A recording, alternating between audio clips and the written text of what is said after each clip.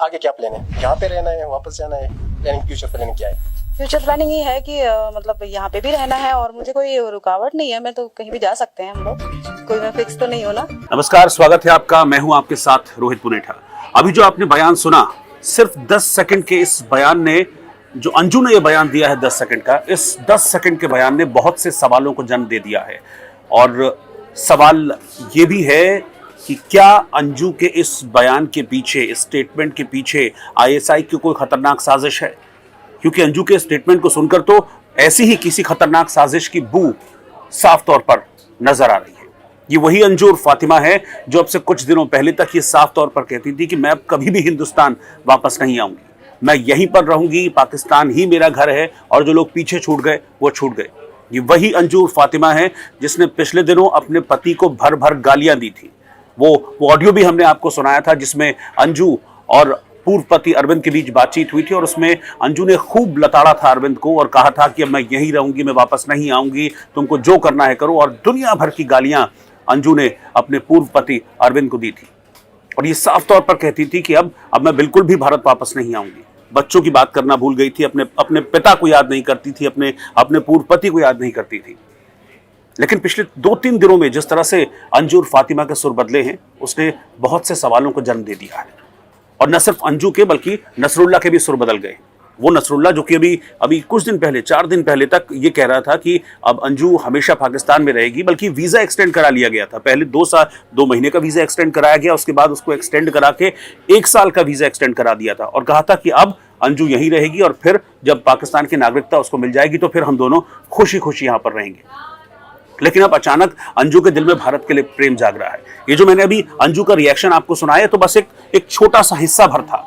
दरअसल अंजू ने बीबीसी को एक इंटरव्यू दिया है और उस इंटरव्यू में अब अंजू के दिल में भारत के लिए प्रेम जाग रहा है।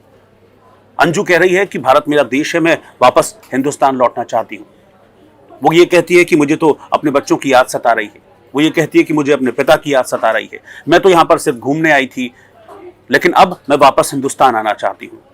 वो कहती है कि चीज़ें पीछे से बहुत ज़्यादा ख़राब हुई हैं, जो भारत में चीज़ें ख़राब हुई हैं, मेरे घर में ख़राब हुई हैं, उनको मैं हिंदुस्तान आके पूरी तरह से ठीक कर दूंगी, मैं लोगों को फेस करूंगी, मैं लोगों के सवालों का जवाब दूंगी।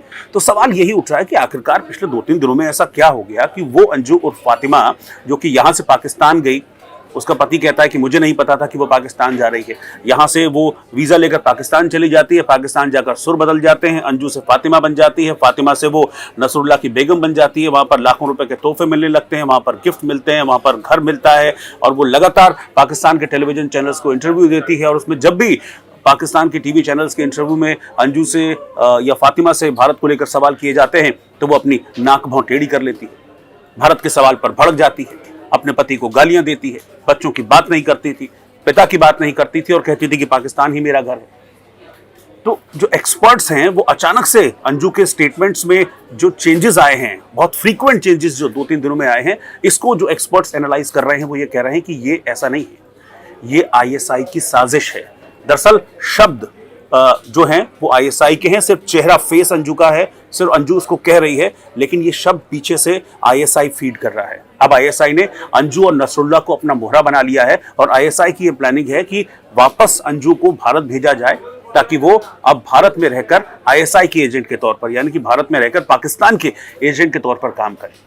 एक्सपर्ट्स का ये कहना है कि अगर इन हालातों में अंजू हिंदुस्तान आती है तो फिर भारत के लिए खतरनाक हो सकता है और अगर अंजू हिंदुस्तान आती है तो फिर उसको बहुत ज्यादा मॉनिटरिंग करने की उस पर जरूरत है, उस पर लगातार नजर रखे जाने की जरूरत है। क्योंकि देखिए एक चीज तो बहुत बिल्कुल साफ है, क्रिस्टल क्लियर है कि अंजू चूंकि हिंदुस्तान से जब पाकिस्तान गई थी तो वो वीजा लेकर गई थी, पूरा जो एक डॉक्यूमेंटेशन होता है, पेपर वर्क, उसको करके गई थी। तो कानूनी तौर पर अंजू को पाकिस्तान से भारत आने पर नहीं रोका जा सकता। जैसे ही वीजा अवधि खत्म होगी वो हिंदुस्तान आ सकती है। लेकिन क्या हिंदुस्तान आना अंजू का भारत के लिए खतरनाक होगा? क्योंकि अभी पिछले दिनों सीमा हैदर को लेकर भी इस तरह की चर्चाएं थी। अभी तक सीमा हैदर का स्टेटस भी क्लियर नहीं हुआ है कि वो जासूस है या नहीं है, उस पर भी लगातार जांच चल रही है। ऐसे में पाकिस्तान की जो इंटेलिजेंस एजेंसी है आईएसआई, उसकी चाल के तौर पर इसको देखा जा रहा है। क्योंकि एक बार मैं फिर से इस चीज को कोट कर रहा हूं, क्योंकि जो एक्सपर्ट्स हैं उनका ये मानना है, जो आईबी में रह चुके हैं, जो रॉ में रह चुके हैं, जो इंटेलिजेंस एजेंसीज के पार्ट रह चुके हैं, ऐसे अफसर्स, उनका ये मानना है कि इतने फ्रीक्वेंट चेंजेस नहीं आते हैं किसी के भी स्टेटमेंट्स में। इतनी जल्दी हृदय परिवर्तन, इतनी जल्दी मन परिवर्तन नहीं हो जाता है कि अच्छा आप पाकिस्तान में रहकर वहाँ के गुणगान कर रहे हैं कि पाकिस्तान में ये अच्छा है और नसरुल्लाह मुझे इतनी प्यार करता है, इतनी मोहब्बत करता है, मुझे तोहफे मिल रहे हैं, अब मैं यहीं रहूँगी, कहीं नहीं जाऊँगी, नसरुल्लाह मुझे यहाँ घुमाता है, नसरुल्लाह ने मुझे स्वात घाटी घुमाने की जो प्रॉमिस है वो किया है। और अचानक से आप 2 दिन में ये कहने लगते हैं कि नहीं, मुझे यहाँ इतना अच्छा नहीं लग रहा है, मुझे तो अब हिंदुस्तान वापस जाना है, मुझे अपने बच्चों की याद आ रही है, मुझे अपने बच्चों से बात करनी है, उनकी सारी गलतफहमियाँ दूर करनी है, पति की गलतफहमियाँ दूर करनी है, पिता की गलतफहमियाँ दूर करनी है, हिंदुस्तान में मेरे ऊपर सवाल उठाए जा रहे हैं, उन सवालों के मुझे जवाब देने, जबकि आप उसी हिंदुस्तान के लोगों को, उसी हिंदुस्तान में रहने वालों को भर भर गालियाँ पिछले दिनों दे रही थी।